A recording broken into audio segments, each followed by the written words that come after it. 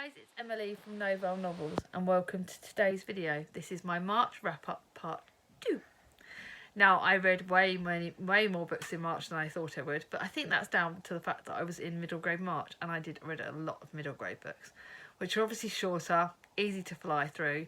I also had 2 audiobooks which I really enjoyed. I really love those.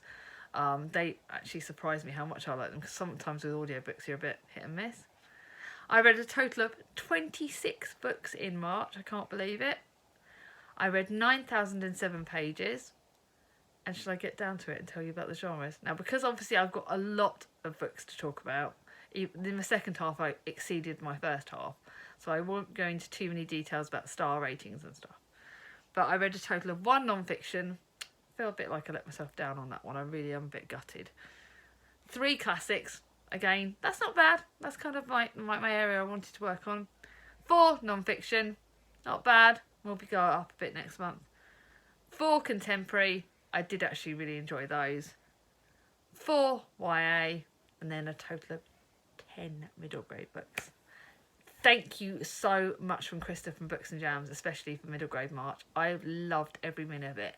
And I plan to put a lot more middle grade books in over the coming months. I think I'm going to need them to keep me going. But shall I talk about which books? My first one, the one that I'm gutted about, that only got 2 sort of stars, is My Cousin Phyllis and Other Stories by Elizabeth Gaskell. I loved Mary Barton by Elizabeth Gaskell. I loved Lois the Witch by Elizabeth Gaskell. This I didn't. I don't know if it's because of my state of mind at the moment that I'm not really able to focus on stuff as easily. I know I'm very distracted like a lot of us. There are a couple in here that are really good, like Lizzie Lee I really enjoyed. A Manchester Marriage I enjoyed a bit. Cousin Phyllis, the last one, I didn't understand. Half a Time Ago was alright. My French Master I didn't understand. Morton Hall, don't ask me anything about it. I did like, though, the facts about the chronology, I can't even say that word, that's at the start of this book. That was really interesting, hearing about what books were published when, that kind of thing. I found out so much about that, which I loved. But not for me. I'm gutted. Totally. I feel like I let Kate from Kate Howe down. I really do. I wanted to like it, but I didn't. Now I got 3.5 stars was this. Wild Swans by Joan Hahn. This is my non-fiction book. It is over 600 and nearly 700 pages, this one. Got 3.5 stars. It's the story of 3 daughters of China. And I liked the first daughter, the grandmother, and I liked the last one, the one that was actually talking in it. But I didn't like the mother in the middle. She drove me around the bend. She didn't stick up for her kids enough, in my opinion. She didn't fight for what she believed in the right way. Her priorities were just wrong in my eyes, and I found that really hard. There was a lot about war, and this time I really can't cope with it. I can't cope with this sort of down stuff. And I really struggled with it. I wanted to like it, but I didn't like it as much as I thought I did. The start was brilliant. The start was absolutely amazing, and I thought if that was going to carry on that way, it was going to be like a 4-star, because very rarely do you get non-fiction, in my eyes, it gets 5. And the last bit picked up at the end a little bit, but it didn't enough to get that 4-star rating in my eyes, so it will be given away. Now the next one was my historical fiction. It got a generalised 3 stars. Nothing bad about it, nothing awful. It was just okay. It was a standard wartime book, you know. Some the mum's like been left abandoned while her husband's fought at the war. He comes back a bit different. Doesn't even know if he's going to come back. She's fighting for what she believes in. She's got some kids. It's all right. It's a wartime book. It's a cosy read. Nothing wrong with it. Just nothing that's not been written out in my eyes before. I'll get her books out of the library, but I don't necessarily think I'll buy them again. So, like Kathy Malley, life not being easy. Her husband's out of work, 2 children to feed. Then war breaks out, and there's the local men enlist, leaving women to cope the best they can. Kathy's daughter is the one I love the most in this, Lizzie. I really liked her character. Thought she was fantastic. But Kathy annoyed the hell out of me. I wanted to smack her around the mush at times for some of the things she did. Just not enough. It's alright. Charity Shop's going to have those too. Bye-bye. Now I go, yep, that's my 3 stars. Just double checking. To double check my notes. So now I go into my 4 stars. So I've got Poet X by Elizabeth Achavado. I really enjoyed this. Flew through it. It was good. Not 5-star because I found like books in verse aren't very YA. I would say very, very much YA. She has a secret that the boys in her class. It's based in America. A lot of the lingo I couldn't quite get all the time. Shimara has kept her words to herself. In a Harlem neighbourhood, the abyss and her fierceness do the talking, but X has secrets, her feelings for a boy in her bio class, a notebook full of poems that she keeps under her bed, and a slam poetry club which will bring those poems in the spotlight. It is good. You all know about this book. I don't need to go on about it too much. I did enjoy it. My sister Charlie is going to get it back. And again, it's one I'm really glad I read. And it's one I definitely will look for her other workbooks because I think she is good. Very much for YA though. Kind of, yeah, good. Not explosive in my eyes. Now, this one I did really enjoy.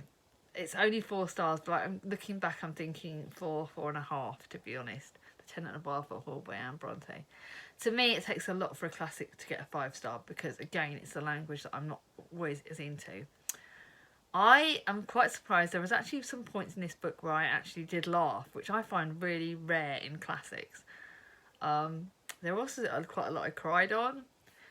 This is like, I think to me, I obviously compare the Bronte sisters. I've read Jane Eyre, I've read The Wuthering Heights. So I've read both of her sisters' work, and actually she's quite the rebel. The way she's quite graphic in some of her sexual descriptions in this. There's quite a lot of like abuse. There's quite a lot of hard-hitting issues that Anne tackles in this, but it's really, really well written. It portrays the disintegration of the marriage of Helen Huntington, the mysterious tenant of the title, and her desolate alcoholic husband. God, that husband, I wanted to kill him. Defying convention, Helen leaves her husband to protect the young son from his father's influence and earns her own living as an artist. Whilst hiding at Wildfell Hall, she encounters Gilbert Markham, who falls in love with her.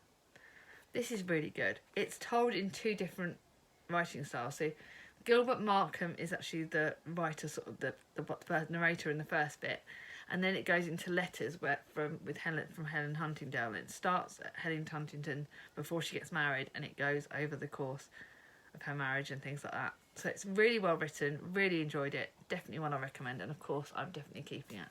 I am so glad I bought this last year, and I can't wait to read Agnes Grey at some point. I think I'm saving Agnes Grey for Victober because it's a shorter book, and I think it'll be perfect for Victober. But yeah, that one's going on my shelf. Now, I've got this one. This is my historical fiction, but it also goes into the paranormal bit. It was scared the crap out of me. I was talking to Chloe while I was reading this, and I was like, I can't read this at night. I am way too scared because, as you will get, there is ghosts in this, and there is some quite violent ghosts, and it was some blooming scared the bejeebers bit. The paranormal side of this scared the crap out of me. But the historical fiction side of it, I really, really enjoyed. I really loved it. Left rootless at the death of her estranged husband, Ruth must tackle the undaunted task of sorting through his possessions. Amidst the dust of his own life, she discovers a diary written by her ancestor Thomas. Soon, Ruth is pulled into a story which she can't escape. Thomas is a boy with a peculiar gift who takes an extraordinary path to power. And you go over Thomas's life. So you've got the Thomas's timeline and you've got Ruth's timeline. Those timelines are mixed quite well. You don't at any point get lost. There is chapter bits where it breaks, where it does speak of Thomas, and then it goes backwards and forwards. But the ghost stuff scared the crap out of me. It is a good book. I got it last year for my birthday out of my money from my work, and I really enjoyed it. But it's one I'm giving away because it did scare me, and I kind of want it out of my house. But it's talking about those ghosts in everyone's past, secrets in everyone's history. You know, when you unravel a ghost, do you unravel your history? You're kind of looking back in your past life, and you're sort of thinking, I want to know more. I know I love hearing about my family's past. I love it so much. It's something I'm really interested in. So that was what entranced me by this book. And it goes back quite a few generations, and it teaches you quite a lot about families, about special gifts, about sort of taking things with a pinch of salt of some things. Some of this is actually based, if you can guess, the actual family tree is Erskine. So some of this is actually true life. Some of what happens with Thomas Erskine, he actually is a true person that existed. And I like the way that the epilogue you found out a bit about this, and I thought the author's note was really good about that. So I did enjoy that, but it is only 4 stars because it still scared me too much for me to give it 5. That is me wimping out of that star. Then the next book that I need to tick off my poster up here, I listened to The Lost Prince on audiobook, and it got 4 stars. I really enjoyed it. It was a book that I flew through. It's definitely a kid's book. It's definitely a middle grade classics. I don't know if I put it as classics or middle grade, but it was definitely middle grade, and it's quite sweet. It's got, again, quite morals. You all know about The Lost Prince. It's about a prince that's kind of in from a different planet. The way it's described, it's cute. It's really good. I can't really describe it without giving away things, so I don't know what to say about it, but look it up if you want middle grade but you want classics. It's also translated fiction. Oh, I forgot I can actually put that on my book. Forgot about that. See, there you go. It's a translated fiction. I can put that down. But that was really good. So now I'm saving the last, because you know me, on my videos are normally like 20 minutes. I'm hoping you'll get no more than that. But I wanted to talk about my 5-star books the most. I'm sorry if I'm not going into much about these books. If you want more details, please look on my Goodreads. They've all got full reviews on Goodreads. So I'll start off with this one, Matilda.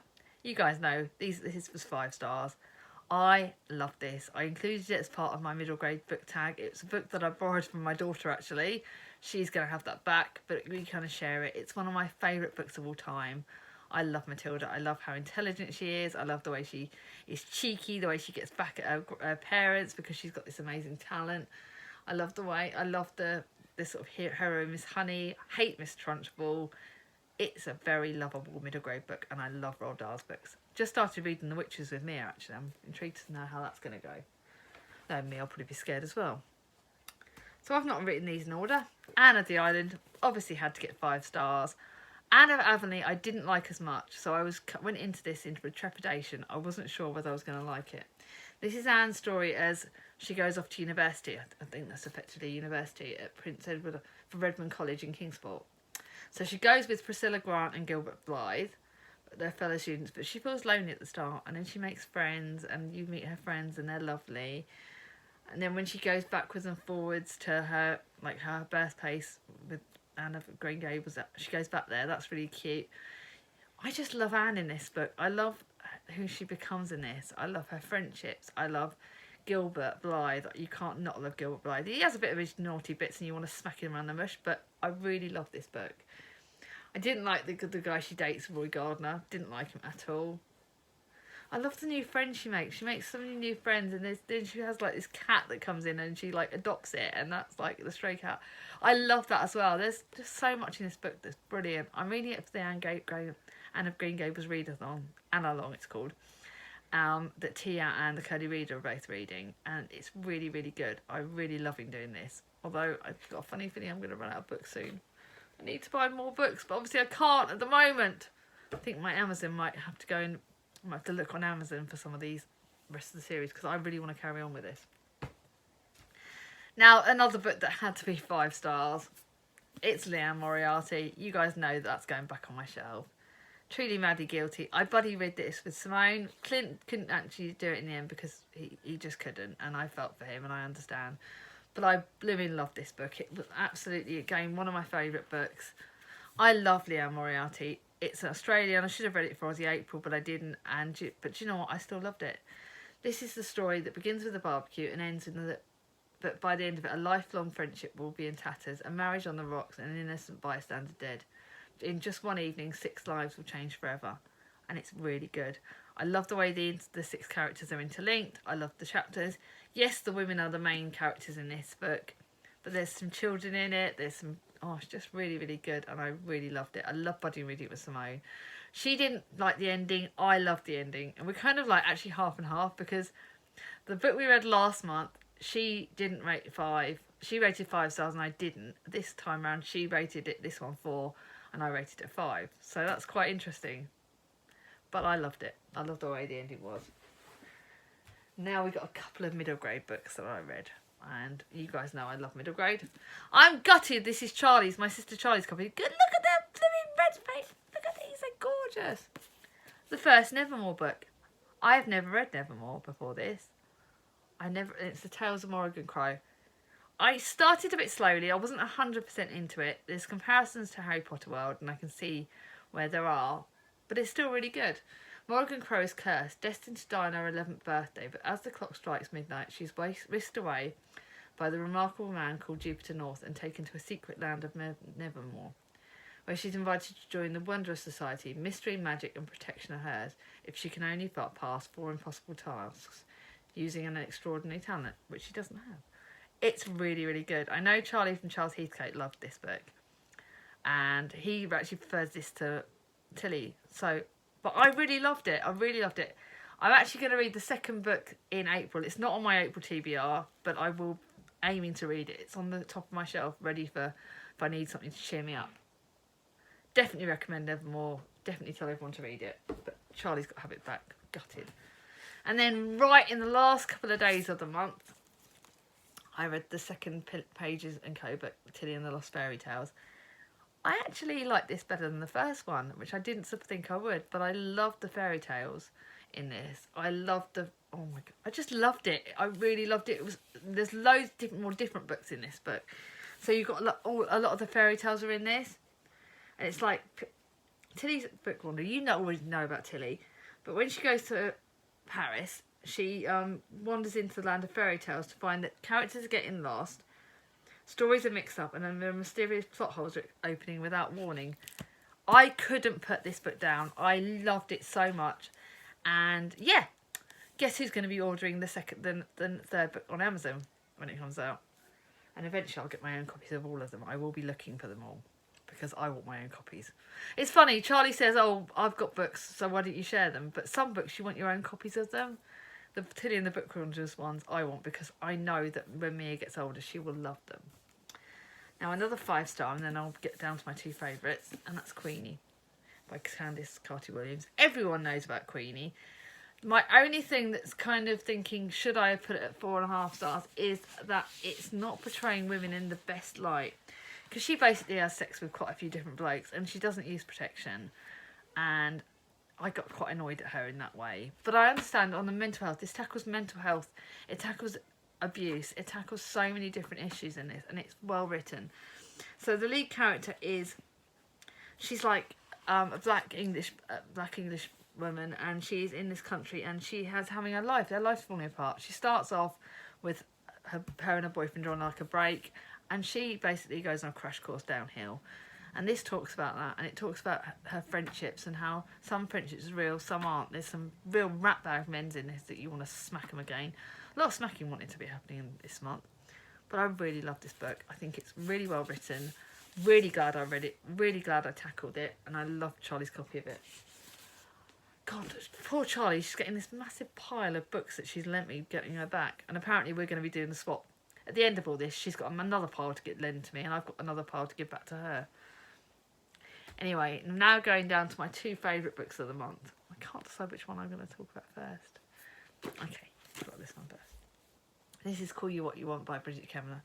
I've only got one more of her books to read, and it's one I read in the wrong order because I read the second book when I need to read the first in a geology sort of thing. But I got this sent for Christmas from the lovely Nicole from A Beautiful Chaos of Books. I've still got her little Amazon note in here. It's beautiful. She's lovely. I love Nicole. And, oh, darling, I'm reaching out to you at the moment. I know you're going through stuff with uni, but I want you to know that I'm your friend and I'm here for you. But this is a Bridget Kemner book, and it's YA. I buddy read it with Chloe.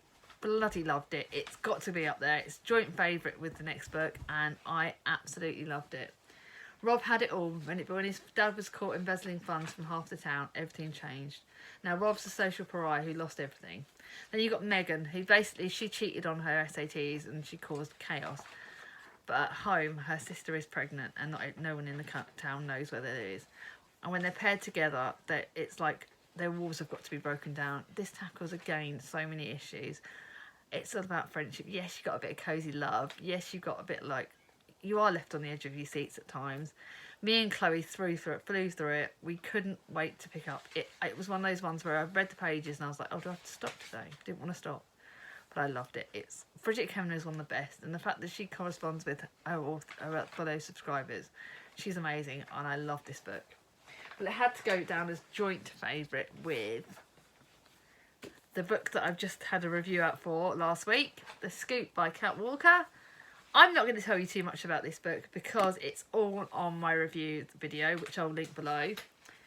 This is a tale of journeys. It's a tale of adventure. It's a tale of love. No, it's not even love. It's just brilliant. So Casey, it's about Casey Jones, whose life is a mess. She decides to pack it all in and go on a journey with Danny, one of her school friends. But then they get the extra passenger of Danny's 12-year-old son, Ari, who's got troubles. Loved it. Absolutely loved this book. Like I said, it's all in my review. I've just literally been having messages from Kat Walker, the author, because she was so happy that I liked this book. I loved it. Please God, let her write another book because I'm going to get it. Did it for a blog tour. Didn't know if I was going to like it. Absolutely loved it. So, 2 joint favourites. These 2. March, yeah, it's been a bit of an interesting month. Started off quite good for my birthday. Ended with all this crap, all this rubbish going on. Let's see how April is. I know that April I'll still be in isolation, but I've got some great books around the one side. I'm going to count up how many books are on my shelves. I don't know how I'm going to do though, like I said, because I am homeschooling. But this has ended well. Let's do on the positive. Let's end on the fact that I loved my March books. I loved middle grade March. It was one of the best experiences ever, and I will certainly be doing it really well. Anyway, guys, can you comment below? Let me know what your favourite book of the month was, and let me know what books have certainly expanded for you. And I hope you're safe and well. So please, guys, all my love is sent to you all. I really love you all so much. If you'd like this video, give it a thumbs up. If you're new to my channel and not subscribed yet, ring on my ding-a-ling. And I'll see you all soon. Bye-bye.